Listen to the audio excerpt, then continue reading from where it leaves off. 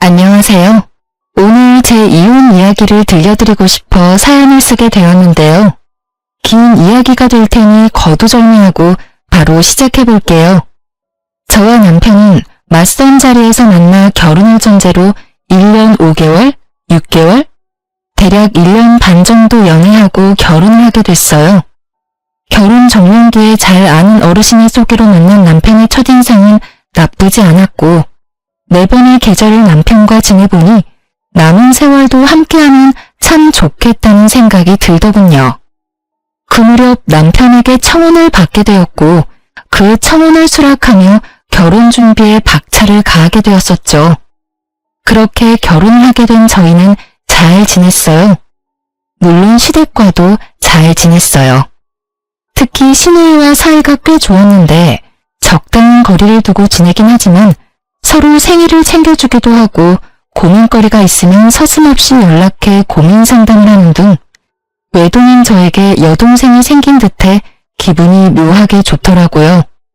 금전적인 부분에서도 부딪히는 일이 없었던 것이 저희 친정뿐 아니라 시댁까지도 사업을 하고 계셨는데 큰 문제 없이 운영되고 있었고 그렇기에 두 집안 다 그럭저럭 재력이 있는 편이라 생활이 비교적 여유로웠어요. 결혼을 하고 난 후 양쪽 집뿐 아니라 남편까지도 안 사람은 집안 살림을 잘 이끌어야 한다는 생각이 강했고 전 그 뜻을 받아들여 일을 그만두고 전업주부로 지내게 되었죠. 뭐 이끌 살림도 없었던 터라 그냥 보통 전업주부와 다를 것이 없긴 했지만요. 남편이 연애할 때부터 저에게 입버릇처럼 하는 말이 있었어요. 혹시나 해서 말인데 시집살이? 고부 갈등? 이런 건 걱정도 하지 마.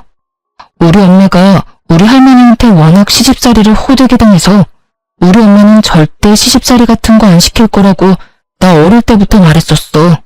그러니까 괜한 걱정하지 않아도 돼. 알겠지? 이런 남편의 말 때문이었을까요? 결혼에 대한 생각들 중 시집살이에 대한 걱정은 전혀 하지 않았었는데 막상 결혼을 하고 나니 그 온화하고 너그럽던 시무는 온데간데 없이 사라지고 저에게 시집살이를 시켜보려고 시동을 걸고 있더군요. 주로 전화로 제 속을 뒤집어 놓곤 했어요. 아가, 저녁 메뉴는 정했니? 네, 아까 그이가 연락이 와서 김치 콩나물국이랑 쭈꾸미 볶음을 먹고 싶다고 하더라고요. 그래서 그걸로 하려고 장봐왔어요. 뭐? 확실히 우리 민철이가 그걸 먹고 싶다고 한 게 맞아? 그럼요, 어머님. 전화까지 와서 해달라고 하던걸요. 그래? 그건 우리 민철이가 좋아하지도 않는 음식들인데. 혹시 네가 좋아하는 음식인데 민철이가 네 생각을 해서 해달라고 한 거 아니니? 그러지 말고 민철이 좋아하는 음식이랑 레시피 문자로 보낼 테니 그걸로 해서 먹이거라. 꼭 그걸로 해서 먹여. 알겠니? 전 2가지 메뉴 다 좋아하지도 않는데 시모 혼자 소설을 쓰더니 저녁 메뉴까지 정해주더군요. 전 알겠다고 말만 하고 남편이 먹고 싶다던 메뉴들로 저녁을 차렸고 남편은 엄지척까지 해보며 아주 만족스러운 식사를 마칠 수 있었죠. 그 뒤로도 이따금씩 저녁 메뉴에 대한 간섭은 이어졌고 전 기계적인 대답만 할 뿐 제가 정해놓은 대로 하곤 했습니다. 거기까진 참을만 했는데 메뉴 간섭은 시작일 뿐이었어요. 저를 정말 미치게 했던 건 바로 시댁 모임이 있는 날이었는데 그날은 어김없이 시모에게 영상통화가 걸려왔어요. 아가, 오늘 입을 옷 정했니? 정했으면 어디 한번 보여주거라. 이렇게 시작된 시모의 간섭은 제 옷장에 있는 옷이란 옷을 다 꺼내 수십 벌 옷 중 가장 마음에 드는 옷을 결정하고서야 끝이 나곤 했어요. 언제나 그 끝은 제가 원래 입고 가려던 옷에서 크게 벗어나지 않았고 그때마다 시모는 늘 이렇게 말하더군요. 이게 다 널 위해서야. 가족 모임에 다른 어른들도 많이 오시는데 괜히 차림 때문에 트집 잡히면 너만 기분 상할 거 아니니? 그러니 나쁘게 생각하지 말고 좋게 생각해 주려무나. 어떻게 생각해야 이 선 넘는 간섭과 시집살이가 좋게 생각될 수 있는지 저는 도무지 알 수 없었지만 일단 알겠다고 하며 이건 아니라는 생각이 강하게 들 쯤이었어요. 시모의 생일날이 되었고 이번 생일은 시댁에서 하게 되었다며 연락이 왔더군요. 언니, 이번 생신은 그냥 집에서 하기로 했어요. 다 같이 모여서 그냥 밥이나 먹기로 했으니까 언니는 그렇게 알고 오빠랑 저녁 시간 맞춰서 오면 돼요. 네? 일찍 가서 저녁 준비해야죠. 아니에요. 이번 생신상은 제가 처음부터 끝까지 혼자 다 준비할 거예요. 그러니까 그런 줄 알고 시간 딱 맞춰서 와서 밥만 먹고 가요. 혹시나 일찍 오면 문도 안 열어줄 거니까 혜련아, 혹시나 일찍 올 생각은 하지도 마세요. 사실 시댁에서 한다길래 걱정이긴 했는데 시누이가 저렇게 맞아주니 참 고맙더라고요. 하지만 막상 저녁 시간이 다가올수록 마음이 불안한 것이 점점 불편해졌고 걱정스러운 마음에 시누이가 말한 시간보다 조금 일찍 혼자 시댁으로 향하게 되었어요. 시댁에 들어서니 시누이는 이럴 줄 알고 자신이 더 빨리 음식 준비를 시작했다고 하며 도울 것이 없으니 쉬라고 하더라고요. 주방을 살펴보니 시누이 말대로 음식은 마무리 단계였고 뒷정리라도 도울까 하는 마음에 팔을 걷어붙이고 나섰지만 그마저도 시누이가 득달같이 먹는 바람에 할 수가 없었어요. 에이 언니, 다 된 밥상에 숟가락 얹을 생각하지 말고 얼른 소파에 가서 쉬어요. 이거 전부 내 손으로 차렸다고 자랑하려고 하는데 이제 와서 언니가 도우면 혼자 한 게 아닌 게 되잖아요. 뒷정리만 할게요 아가씨. 딱 뒷정리까지만요. 뒷정리든 앞정리든 혼자 다 할 거니까 나중에 상 차릴 때나 도와주세요. 이렇게 말한 아가씨는 저를 끌어다 소파에 강제적으로 앉혀버렸고 그렇게 전 감사하지만 마음은 불편한 휴식을 취하게 되었죠. 그렇게 몸은 소파에 귀는 주방에 둔 채 휴식 아닌 휴식을 취하고 있는데 외출해서 돌아온 시모가 집안 상황을 살피더니 저를 나무라기 시작하더군요. 아가, 아무리 요즘 시댁이 예전과는 다르다고 해도 이건 아니지. 어떻게 시누이는 주방에서 죽어라 일하고 며느리는 소파에서 편히 쉴 수가 있니? 이렇게 말하며 저를 혼내는데 이해가 되면서도 이렇게까지 화낼 일인가 싶은 오묘한 감정이 들어 말이 나오지 않더라고요. 또 제 입장에선 무어라 말을 꺼내는 것도 참 애매하기도 했고요. 그런 제 마음을 알았는지 시모의 소리를 들은 시누이가 손에 묻은 물도 제대로 닦지 않은 채 뛰어나오더라고요.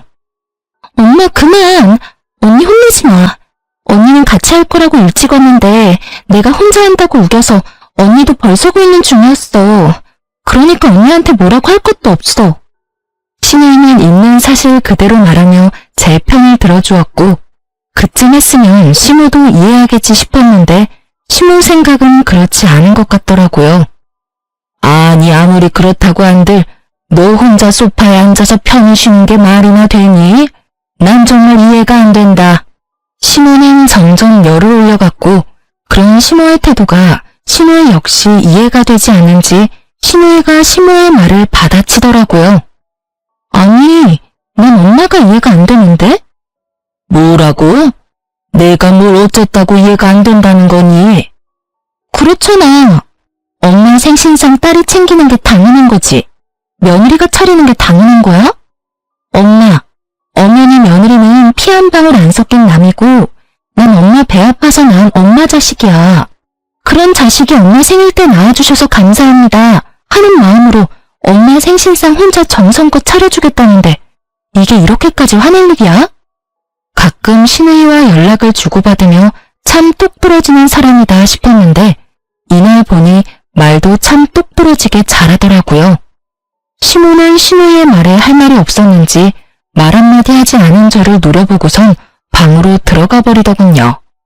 전 딱히 잘못한 것도 없이 아주 불편한 마음이 들었고 이내 상을 차리기 시작했습니다.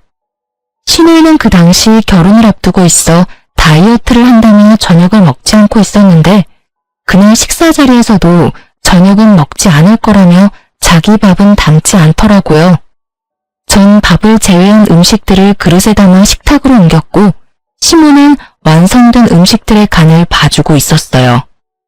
그렇게 상이 완성되고 남편이 옆자리에 앉았는데 제 자리엔 딱 보아도 새밥이 아닌 식은 밥이 떡하니 있더라고요. 그때 기분 참 더럽더라고요. 황당하기도 했고요. 이 무슨 짓거리인지 말도 나오지 않았어요. 전 당황스러움에 밥엔 손도 대지 않고 가만히 있으니 남편이 왜 그런가 싶어 저를 보다 밥을 발견했고 저보다 더 당황한 남편이 이유를 물어오더군요. 여보, 왜 당신 밥만 식은 밥이야? 저라고 왜 제 밥만 식은 밥인지 이유를 알 수 없었으니 할 수 있는 답이 없었고 저를 대신해 시모가 이유를 말해주더라고요. 아, 그거 밥이 모자라서 한 그릇은 식은 밥으로 펐는데 그게 그쪽으로 갔나 보구나. 밥이 식어서 그렇지 오늘 한 밥이니 그냥 먹어도 돼.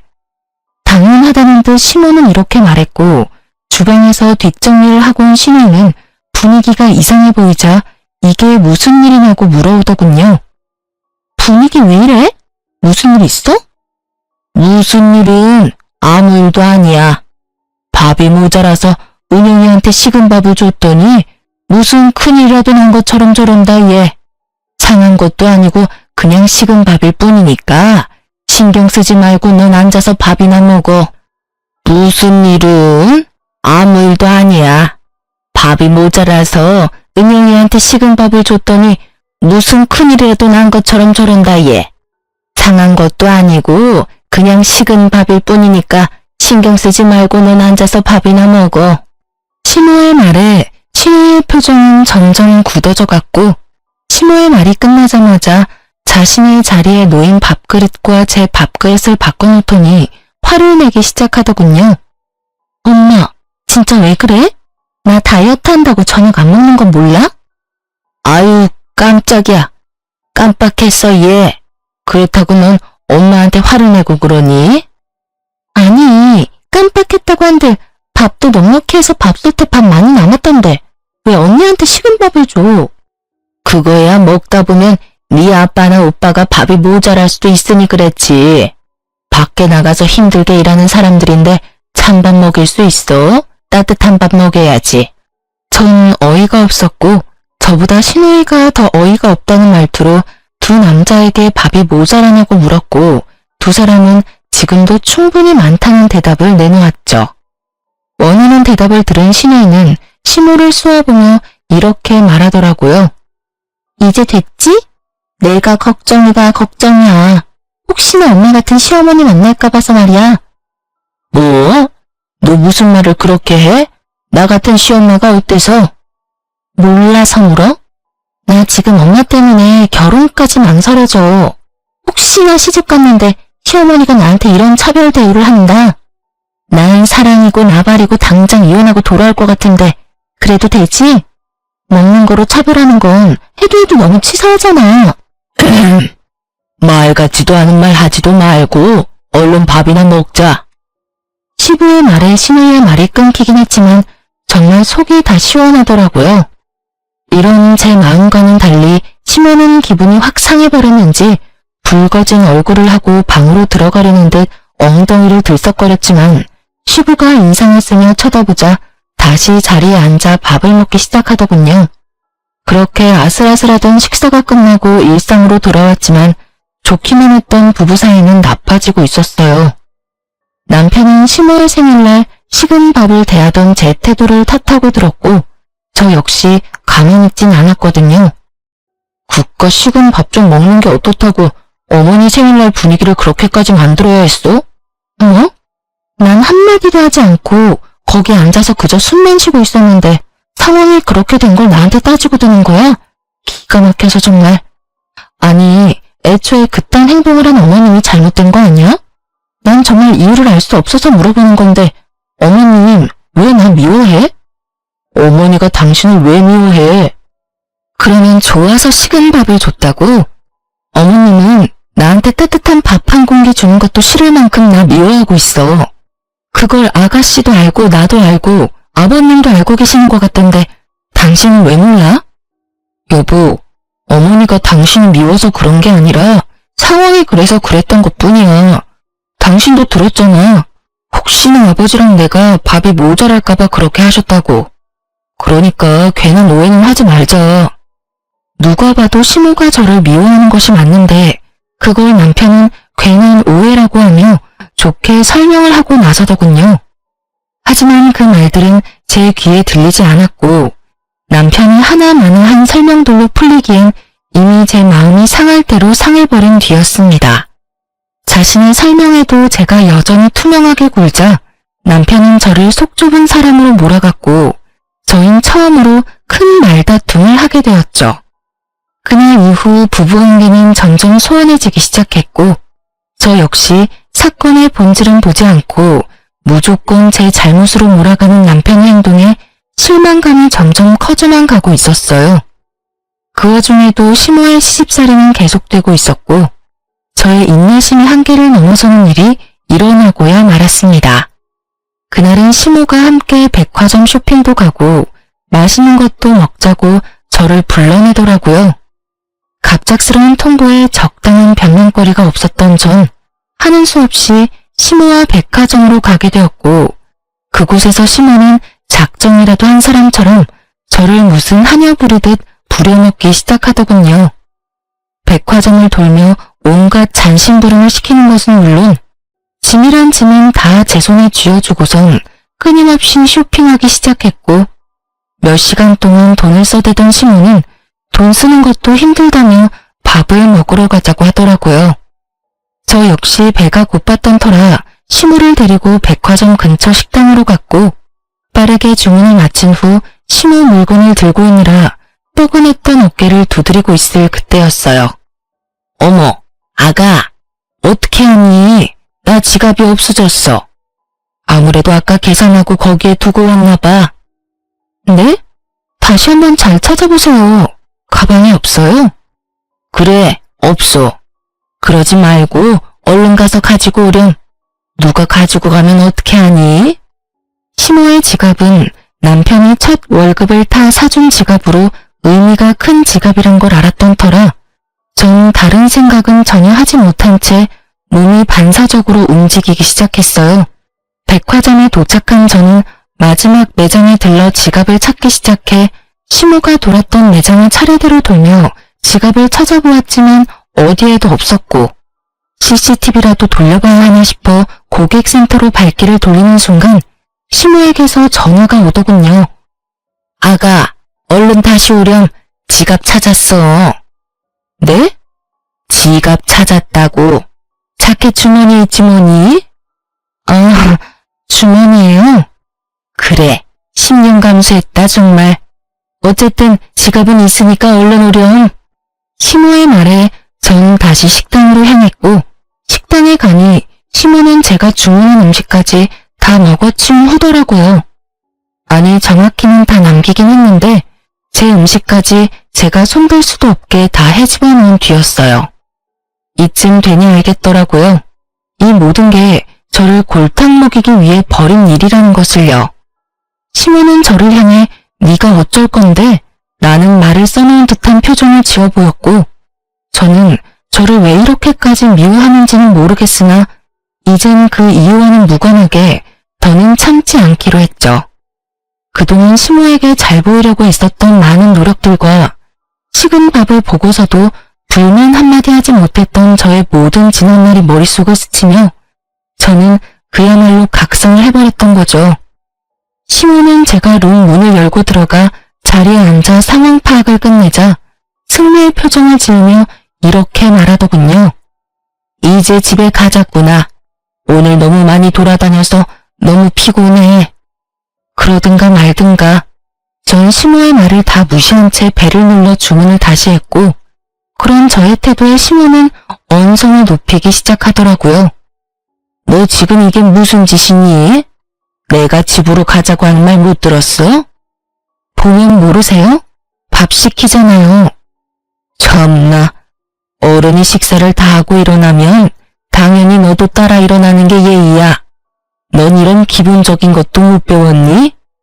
제가요, 하루 종일 어머님 수발 들며 쫓아다니느라 쫄쫄 굶었더니 배가 너무 고파서 눈에 뵈는 게 없어요.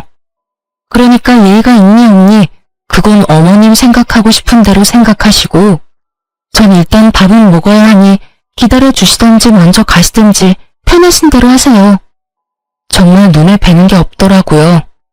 하루 종일 쫓아다닌 것도 힘들어 죽겠는데 그 와중에 똥개 훈련까지 받았다고 생각하니 힘든 건 둘째치고 화가 너무 나더라고요. 이런 저의 태도에 심어도 화가 단단히 났는지 팔짱까지 끼고선 이렇게 말하더군요. 뭐? 눈에 뵈는 게 없어? 뭐 이딴 게 다 있어? 아휴, 너의 지금 이런 무례한 태도는 네 친정엄마하고 이야기를 좀 해봐야 하겠구나. 아무래도 네 꼴을 보아하니 내가 네 엄마한테 할 말이 많을 듯하구나. 할 말 많으시면 통화해야죠. 그건 어머님 뜻대로 맘대로 하시고 가실 때 가더라도 오늘 산 저 짐들은 다 가지고 가세요. 두고 가는 물건이 하나라도 있으면 오늘 하루 고생은 저한테 주는 선물이라고 생각하고 제가 다 가지도록 할게요. 그날 시모는 제가 모시고 왔기 때문에 차를 가지고 오지 않았고 혼자 지고 이고 택시를 타기엔 짐이 많았던 터라 시모는 설마 하는 마음으로 단 하나도 챙기지 않고 그냥 가버리더라고요. 시모에게 한 말이 모두 진심이었던 저는 밥을 맛있게 먹고 난 후 택도 떼지 않은 새 상품을 모두 중고로 팔아버렸고 그 돈을 아주 기쁜 마음으로 평소 기부하던 단체에 모두 기부해버렸습니다. 우려, 걱정, 이런 감정은 전혀 들지 않더군요. 이미 저의 인내심은 한계선을 넘어버렸고 더는 어른 대접을 해줄 필요도 없다는 것이 제 생각이었으니까요. 그날 밤 소파에 앉아 콧노래를 부르며 TV를 보고 있는데 퇴근을 하고 돌아온 남편이 시모에게 오늘 있었던 일을 전해들은 것인지 저에게 노발대발 화를 내기 시작하더군요. 당신 정말 왜 그러는 거야? 도대체 어머니랑 왜 그렇게 자꾸 부딪히는 거냐고. 와, 또 내 탓을 하는 거야? 확실하게 집어줄 테니 잘 들어. 하루 종일 종 부리듯 끌고 다닌 것도 당신 엄마고 잃어버린 적도 없는 지갑 핑계로 똥개 훈련 시킨 사람도 당신 엄마야. 그 와중에 밥도 먹이기 싫었는지 남의 음식까지 다 헤집어 놓으며 혼자 식사까지 마친 사람 역시 당신 엄마지. 이게 무슨 말인지 알아? 먼저 수준 낮게 행동한 사람은 어머님이란 이 말이야. 그러니까 따지려거든 나한테 따지지 말고 당신 엄마한테 가서 따지고 나 대신 이런 식으로 다시는 행동하지 말라고 말도 좀 전해줘. 제 말에 남편은 할 말이 없는지 긴 한숨을 쉬며 저를 설득해 보려고 하더라고요. 여보, 그냥 당신이 좀 져주면 안 돼? 그냥 불쌍한 사람이다 생각하고 당신이 좀 더 잘 보이려고 노력해주면 어머니도 당신한테 잘 대해주실 거야. 응? 불쌍한 사람? 당신 눈엔 어머님이 불쌍해 보여? 난 전혀 그렇게 보이지 않아서 말이야. 난 내가 더 불쌍해. 이유 없이 미움받는 내가 더 불쌍하다고. 난 당신 뜻대로 그런 노력할 생각은 추호도 없으니까 나한테 괜한 기대도 하지 마. 제 말을 듣고 있던 남편은 또다시 큰 한숨을 쉬더니 부랴부랴 짐을 챙기기 시작하더군요. 그러면서 하는 말이 한동안 저와 함께 있고 싶지 않다고 하며 시댁으로 가서 지낸다고 했고 전 그런 남편을 말리지 않았어요. 뒤도 돌아보지 않고 집을 나서는 남편을 보는데 참 시모보다 남편이 더 밉더라고요. 어쩌면 저렇게 시모 편만 들 수가 있는 것인지. 괜찮냐? 오늘 많이 힘들진 않았느냐? 고생 많았다. 제 마음을 달랠 수 있는 이 수많은 말들 중 딱 한마디만 남편이 해줬더라면 상황이 이렇게까진 되지 않았을 텐데 말이죠. 누굴 탓하겠어요?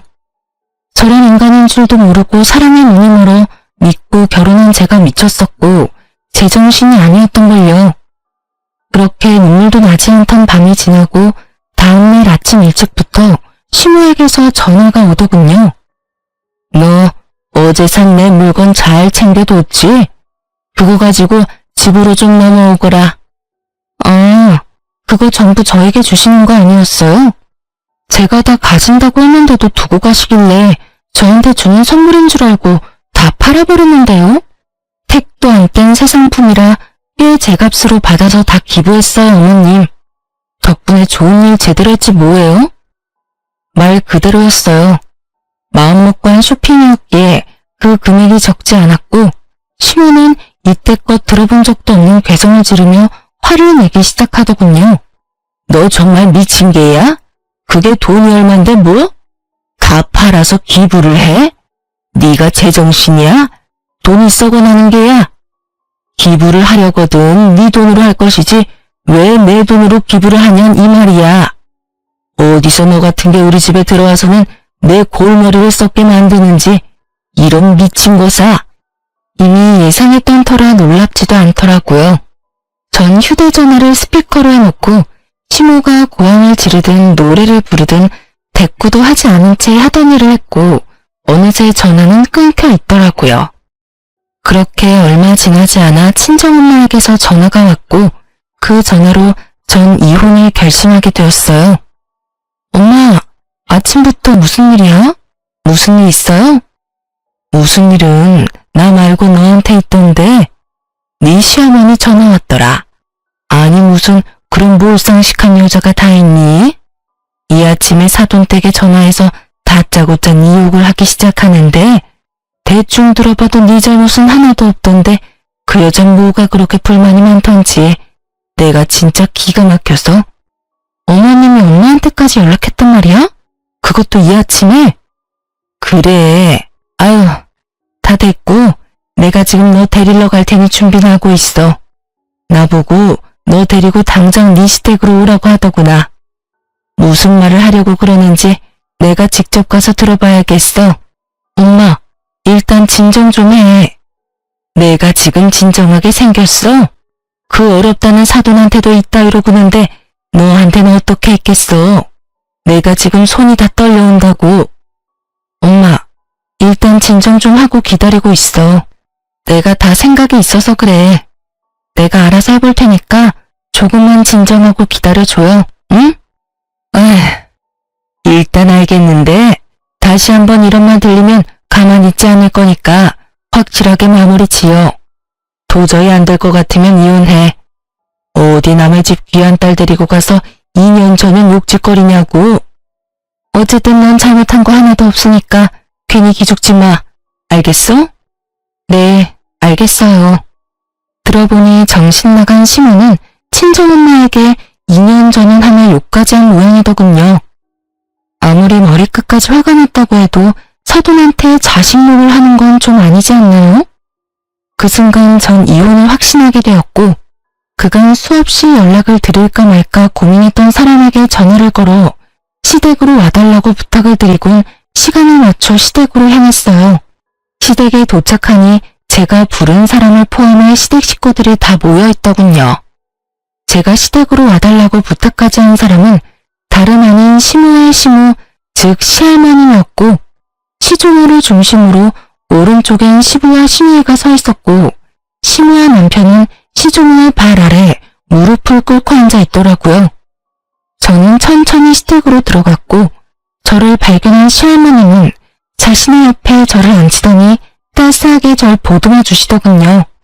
아가, 오는 길에 네 엄마한테 이야기 다 들었다. 그런 일이 있었으면 진작에 할머니한테 연락을 했어야지. 왜 그걸 다 참고 살았노? 고생 많았다. 고생 많았어. 사실은 저희 외할머니와 시할머니는 어릴 때부터 친구 사이였어요. 시할머니는 제 친정 식구들과도 가깝게 지내왔었는데 평소 저를 남다른 애정으로 예뻐해 주시던 시할머니께서 자신의 손주였던 남편과의 맞선을 주선해 주셨던 것이었어요. 저희 결혼과 동시에 시조모는 저의 할머니와 함께 고향으로 내려가 지내며 일제 시댁 일은 간섭을 하지 않고 계셨는데 엄마를 통해 지금 이 모든 상황을 전해 듣게 되신 거죠. 저의 손을 꽉 잡은 시조모는 득달같이 시모를 잡기 시작하셨고 그 뻔뻔스럽도록 당당하던 시모는 목이 부러져라 고개를 숙이고 있더군요. 내가 널 이래서 싫어했던 게야. 그리 내가 그 못된 성정을 버리라고 했거늘 아직도 그 버릇 못 고친 게야? 이렇게 시작된 시조모의 말은 정말 충격적이더군요. 너 시집 온 그날부터 네 아랫사람들한테 뭐라고 하고 다녔는지 내가 다 알고 있다. 네 손 아래 사람 무시하는 건 물론이고 더럽고 굳은 일은 다 시켜먹고 그것만 해도 기가 막히는데 뭐? 내가 죽으면 이 재산 다 네 남편 몫이니 알아서 기라고? 내가 이 모든 걸 몰라서 가만둔 줄 알아? 진작 이혼시켜버리고 싶은 걸 결혼한 지 얼마 되지도 않았고 뱃속에 민철이가 들어앉았다고 해서 참고 또 참았다. 데리고 살면서 인간 만들면 인간 구실은 하겠지 하면서 또 참았단 말이다. 애들 크면서 눈빛에 도끼도 좀 빠지고 제법 말도 가려서 하는 것 같아 좀 풀어줬더니 또 사고를 치는구나. 또 언행을 그따위로 하고 다녔어. 나이도 들 만큼 들었으니 이젠 사람 될 거라고 했던 내 실수였지. 사실 시집살이를 시켰다는 말을 들을 때부터 이상하긴 하더군요. 제가 아는 시종이는 아무 이유 없이 사람을 괴롭히는 사람은 아니었는데 남편의 말로는 아무 이유 없이 시모를 쥐잡듯 잡았다고 하니 제가 모르는 시종이의 모습이 있는가 보다 하고 생각했었거든요. 하지만 시종이만 알고 있는 시모의 민낯은 생각보다 더 경악스럽더군요. 시종이의 입에서 자신의 과거가 흘러나오자 시모는 악을 쓰며 역정을 내기 시작했고 그 입에서 나오는 한마디 한마디가 저에겐 참 어이없는 말들이었습니다. 저 역시 며느리가 마음에 들지 않아 사람 좀 만들어 보려고 그렇게 했던 거예요, 어머님. 어머님은 저한테 그렇게 하셔놓고 저는 왜 며느리 길들이면 안 되는 건가요? 이 얼마나 기가 막히고 코가 막히는 말인가요? 시댁으로 오는 내내 될 수 있으면 말을 아끼자 하고 생각했는데 이렇게 상황이 흘러가니 그냥 참고 있을 수가 없더라고요. 어머님, 전 아무리 생각해도 어머님께 큰 잘못한 것이 없는데 저의 어떤 점을 그리도 미우셨어요? 제가 뭘 그렇게 잘못했길래 절 길들이려고까지 했는지 정말 궁금하네요. 저요, 어머님이 저한테 적대적으로 대하기 전엔 전화도 자주 드리고 살갑게 굴면 어머님의 말도 안 되는 트집에도 다 맞춰드리려고 노력했었어요. 그런데 그런 제 노력에도 어머님은 그저 저를 미워만 하셨었잖아요. 제 말에 어머님은 아무런 말도 하지 못하고 있더군요. 당연한 일이었어요. 백화점 사건이 있기 전까지 전 시모에게 잘하려고 했었고 시모의 말도 안 되는 시집살이에도 이렇다 할 말대답 한 번 한 적이 없었으니까요. 아무리 머리를 짜내어봐도 할 말이 없던 시모는 입을 꾹 다문 채 저를 노려보더군요. 그런 시모의 행동에 서름이 터져버린 저는 그간 시모의 행동을 하나하나 다 읊어주었죠. 제 말이 길어질수록 시종이의 시부의 얼굴은 점점 굳어져만 갔고 제 말이 끝나자 시종이는 믿을 수 없다는 듯 화를 내시더라고요. 이 말이 다 사실인 거야? 어디서 가짠지도 않게 그딴 짓거리를 한 게야? 네가 사람이야? 어떻게 사람이 어른이 그런 짓을 할 수가 있는 게야? 나도 그리 미운 너한텐 그런 짓은 하지 않았어. 식은 밥을 줘? 한여 부리듯 부려? 어디서 배운 짓거리야 그게? 이게 다 어머님 때문이에요. 저요? 시집와서 단 하루도 마음 편한 날이 없었어요. 이제 좀 편해지나 싶었는데 어머님이 저 애를 이 집에 들이셨잖아요. 제 입장에선 저 애가 눈에 가시 같았고 그래서 괴롭혔는데 그게 잘못인가요? 네가 마음 편히 지내지 못하게 된 건 다 그 누구의 탓도 아닌 네 탓이다. 멀쩡히 살아있는 시어미를 하루빨리 죽으라고 누가 너한테 기도하라고 시켰니? 그리고 너보다 아랫사람들을 그리 심하게 괴롭히라고 누가 너한테 시켰니? 다 네 심보가 네 팔자를 꼰 것인데 누구 탓을 하는 게야? 그건 실수였어요. 그땐 저도 어렸고 뭘 몰라서 그런 언행을 했던 거라고요. 그냥 실수라고 생각하고 용서해 줄 수도 있는 거잖아요. 언제적 실수를 이날 이때껏 마음에 품고 저를 괴롭히시냐고요. 이렇게 말한 시모는 눈물을 쏟아냈고 저는 그런 시모가 어이가 없더라고요. 그리 잘하는 사람이 아무 잘못도 없는 저를 그리 미워했다고 생각하니 화가 나기도 했고요. 그럼 어머님은 그런 이유로 절 괴롭히신 거예요? 제가 할머님과 오래 알고 지낸 사이란 이유 때문에요? 그게 더 말이 안 된다고 생각하진 않으세요? 아니, 그리고 그게 이유가 된다고 한들 어머니 말대로 그게 언제적 이야기인데 저를 괴롭히세요. 왜 친정엄마한테까지 전화해서 2년 전은 제 욕까지 하셨냐고요. 저의 분노는 극에 달해버렸고 시모 역시 악에 바친 듯 저에 대한 불만들을 쏟아내더군요. 난 네가 이래서 싫었다. 네 행동, 생김새, 말투 모든 게 다 싫었다고. 특히 네 그 건방짐이 제일 싫었다. 날 깔보는 듯한 그 눈빛에서 나오는 그 건방짐이 미친 듯이 싫었다고. 정말 미쳐버린 것이 아닌가 하는 생각이 다 들더라고요. 전 정말 맹세코 일이 일어나기 전까진 시모에게 살갑게 대했기에 저 정도 자격지심이면 병이라는 생각마저 들기도 했습니다. 제가 싫다며 소리를 질러버린 시모는 급기야 남편을 보며 이렇게 말하더군요. 이왕 일도 이렇게 됐고 민철이 너 당장 이혼해. 더는 이딴 년이 너하고 사는 꼴은 보기도 싫다. 시모는 결국 이혼이란 말을 입에 올렸고 남편은 되묻기만 할 뿐 아무 말도 하지 않더라고요. 당신 무슨 말이라도 해봐. 당신 어머님이 이혼하라고 하면 나랑 이혼까지 할 생각이야? 당신은 생각이 없어? 전 남편에게 따져 물었고 그런 제 행동이 또 마음에 들지 않았던 시모는 저에게 무시무시한 태세로 달려들더군요. 이년이 어디서 내 아들한테 그딴 식으로 말을 해. 내가 이년은 그냥. 이러면서 달려드는데 저도 모르게 시모를 밀쳐버렸고 바닥에 고꾸라진 시모를 본 남편이 미쳐 날뛰기 시작하더라고요. 너 진짜 미쳤어. 어디서 시어머니를 밀치는 거야? 당장 이혼해. 나도 너 같은 년이랑 한시도 못 살겠으니까 이혼하자고. 그래, 이혼하자. 그까짓 이혼 해줄게. 변명할 생각도 남편에 대한 미련도 조금의 마음도 남아있지 않더라고요. 전 모든 걸 체념한 채 이혼을 하겠다고 했고 제 말이 끝나자마자 시조모 역시 시부를 보며 이렇게 말씀하시더군요. 아비야, 너도 이혼하거라.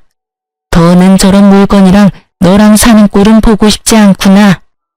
어머니, 그게 무슨 말씀이세요? 이혼이란요? 이제 와서 이혼이라니 그게 말이 된다고 생각하세요? 그 모진 시집살이 다 견디고 인제야 좀 살만해졌는데 이혼이라니. 전 절대로 이혼 못합니다. 시주모의 말에 시모는 그게 무슨 말이냐며 따지고 들었지만 시부는 그런 시모의 말은 들리지도 않는다는 듯 오직 시주모의 얼굴만 바라보더군요. 지금까지 한 말이 다가 아니란다, 아비야. 저 물건은 고얀 행동뿐 아니라 입으로도 죄를 짓고 있더구나. 시집 온 지 한 달도 채 되지 않은 새색시가 손아래 동서들한테 한다는 말이 저 늙은 할망구는 왜 죽지도 않고 질기게 살아서 자기를 괴롭히는 건지 목숨도 질기다면서 같이 사는 게 고역이라고 하더구나. 그게 사람으로서 할 말이더냐? 내가 그 말을 듣고 당장이라도 내쫓아버리고 싶은 걸 네가 사랑한다고 하니 참고 또 참았는데 저리 제 자식 이혼시키는 꼴을 보니 나도 널 이혼시켜도 될 것 같구나. 당장 이혼하고 저 인간 같지 않은 것들 다 내쫓아내. 더는 내가 벌어 갈고 닦은 곳에서 저딴 것들 호의호식하는 꼴조차도 보기 싫으니. 이미 시모의 민낯을 알아버린 시부는 오만 정이 떨어지신 듯 그 자리에서 고민도 없이 알겠다고 했고 시모와 남편은 그제야 다시 무릎을 꿇고 빌기 시작하더군요. 이렇게 쫓겨날 순 없어요, 어머님. 제가 더 잘할게요. 제가 더 노력할게요. 제가 다 고칠게요, 어머님. 할머니, 제발 한 번만 용서해주세요. 저요, 이 사람이랑 이혼도 안 하고 이 사람 하늘처럼 떠받들고 살게요. 이미 늦은 일이니 더는 입 아프게 하지 말고 얼른 나가거라. 우리 민철이 이 집안의 대를 이을 하나뿐인 아들이라고요. 장손을 어떻게 내쫓을 수가 있으세요? 하나뿐인 아들? 요즘 세상이 어떤 세상인데 그런 말을 하는 게인지. 민정이 잘 보고 들었지? 앞으로 할미가 물려주는 재산 어떻게 꾸려나갈 건지 생각해서 이 할미한테 알려주거라. 혹여나 네 어미나 오빠한테 한 푼이라도 흘러가는 순간 너도 쫓겨날 테니 그리하라. 시중의 통보와 함께 모든 일은 빠르게 진행되었어요. 두 사람은 그 자리에서 맨몸으로 쫓겨나 버렸고 남편은 시부의 회사에서 마저 쫓겨나 실업자 신세가 되었죠. 거기에다 시모는 그동안 사치스러운 생활을 하며 자신의 친정으로 재산을 빼돌리고 있었던 점이 드러나며 재산은 한 푼도 받지 못하고 이혼했다고 하더라고요. 저 역시 시모와 남편에게 위자료를 받고 이혼을 하게 되었습니다. 그렇게 즐긴 악연은 끝이라고 생각했는데 말 그대로 즐기긴 정말 즐기더라고요. 다름 아닌 전 시모가 저를 찾아왔으니까요. 무슨 일이세요? 아가, 내가 부탁이 있어서 왔어. 부탁이라뇨? 그게 어려운 건 아니고 어머님께 말 한마디만 해주면 안 되겠니? 우리 민철이라도 좀 받아달라고 말이야. 난 어떻게 되든 상관없는데 우리 민철이는 아직 살아갈 날이 많이 남았잖니. 그러니 네가 그간의 정을 생각해서라도 우리 민철이만이라도 그 집에서 살게 해달라고 해다오. 네가 말하면 다 들어주실 게야. 정말 반성해서 흘리는 눈물이 아닌 억지로 쥐어짜내는 눈물인 게 어쩌면 그리도 티가 나는지. 속아주고 싶어도 속아줄 수가 없더라고요. 그래서 전 더욱 단호하게 전시문에게 물었어요. 제가 왜 그래야 하는데요? 자신의 눈물을 흘리며 부탁을 하면 당연히 들어줄 것이라고 생각했는지 저의 단호한 태도에 전시문은 적잖게 당황을 한 것 같더라고요. 그 짧은 순간이었지만 미간이 구겨지는 것을 제 두 눈으로 봐버렸거든요. 하지만 이내 다시 불쌍한 척을 하며 저에게 애원하기 시작하더군요. 너희 사랑하는 사이였지 않니? 민철이랑 나 오갈 데도 없는 신세다 지금. 민철이 이모한테라도 신세를 져볼까 하고 찾아갔는데 문도 열어주지 않고 연락도 받지 않아 갈 곳도 없는 신세라고. 내가 자기들한테 어떻게 했는데? 내가 그간 가져다 준 돈이 얼만데? 어떻게 그렇게 연락을 딱 끊을 수가 있는지. 이렇게 벌 받을 만큼 받았으니 제발 이렇게 부탁하마. 민철이만이라도, 응? 그 벌의 양은 누가 정해주었기에 받을 만큼 받았다고 하는 것인지, 받는 사람이 다 받았다고 하면 피해자는 당연히 용서를 해줘야 하는 것인지, 도무지 전 이해가 되지 않더라고요. 전 시모는 물론이고 전 남편조차 용서하지 않았고 그랬기에 시모의 그 말도 안 되는 부탁은 들어줄 생각조차 없었죠. 저 이제 그 집이랑은 상관없는 사람인 거 잊으셨어요? 직접 그렇게 만드셨잖아요. 어쨌든 전 이제 그럴 능력도 없고 그럴 마음도 없으니 그런 부탁하지 마세요. 제 말에 이때껏 거짓 눈물로 애원하던 시모는 말이 끝나자마자 제 머리채를 잡고 흔들기 시작하더군요. 워낙 가까운 거리기도 했고 갑작스럽게 일어난 일이라 미처 피할 틈도 없이 머리채가 잡혀버렸고 무슨 힘이 그렇게도 대단한지 아무리 발버둥 쳐보아도 있는 힘껏 잡아준 시모의 소나기에서 벗어나지 못하겠더라고요. 이거 나요. 놓으라고요. 너이면 오늘 너 죽고 나 죽는 날이다. 그런 부탁을 하지 마. 오냐, 네 말대로 그런 부탁은 이제 할 일이 없을 거다. 오늘 너 죽는 날이니까 말이다. 저는 고함 소리와 함께 전 시모 역시 고함을 질러댔고 무슨 일인가 싶어 나온 옆집 분이 경찰에 신고를 해주신 덕에 시모의 손에서 벗어날 수 있었습니다. 그렇게 전 시모는 경찰서로 끌려갔고 다신 저를 찾아오지도 찾지도 않겠다는 각서를 받고 합의를 해주었어요. 그 후 소식을 전해들은 시모에게서 연락이 왔더라고요. 언니, 이야기 들었어요. 괜찮아요? 네, 좀 놀라서 그렇지 다친 곳은 없어요. 다행이다. 이야기 듣고 얼마나 놀랐는지 몰라요. 제가 엄마랑 오빠 살 작은 집 얻어줬으니까 앞으로 언니 찾아갈 일은 없을 거예요. 아가씨 마음 이해 안 되는 건 아니지만 할머니 알면 어쩌려고 그랬어요? 모르긴 몰라도 크게 화내실 텐데. 아, 그건 걱정 마세요. 할머니하고 아빠한테 다 허락받고 얻어줬어요. 제 딴에는 마지막 효라고 생각하고 해드린 건데 엄마는 그게 시작이라고 생각했는지 이것저것 요구가 많아지더라고요. 그래서 저도 연락 끊어버렸어요. 언니도 알다시피 제가 오빠처럼 엄마 사랑받으며 자란 자식도 아니고 낳아주시고 키워주신 값은 다 했다고 생각해서요. 쉬운 결정은 아니었을 텐데 아가씨도 마음고생 많이 했겠네요. 괜찮아요? 네, 전 생각보다 괜찮아요. 저보단 오빠가 큰일이죠 뭐. 제가 유일한 희망이자 마지막 돈줄이었을 텐데 저마저 연락 끊었더니 들리는 소문은 어디 작은 회사에 취업은 했다고 하더라고요. 그런데 뭐 버텨내겠어요? 한평생 고생이란 모르고 편하게만 살았는데. 뭐 이제 알아서 잘 살기만을 바라야죠. 그렇게 말을 마친 신우이는 앞으로 언니 동생으로 지내도 되겠냐며 저에게 조심스럽게 물어왔고 전 알겠다고 했어요. 앞서 말했다시피 동생 하나 생긴 기분이 좋기도 했고 저를 잘 챙겨주었던 신우이와 계속 연락하며 지내고 싶기도 했거든요. 신우이뿐 아니라 할머니와도 가끔 보고 지내고 있어요. 저를 만날 때마다 제가 그런 일을 겪게 된 것은 할머니의 책임이 크다며 자책 아닌 자책을 하시더니 어느 날은 할머니의 건물에 소품 가게를 하나 차려주시더라고요. 회사도 결혼한 후에 그만두고 무슨 일이라도 해야 아픔이 빨리 잊혀진다고요. 전 감사하게 가게를 받았고 잡생각도 버릴 겸 핸드메이드 제품도 만들어서 판매하고 있어요.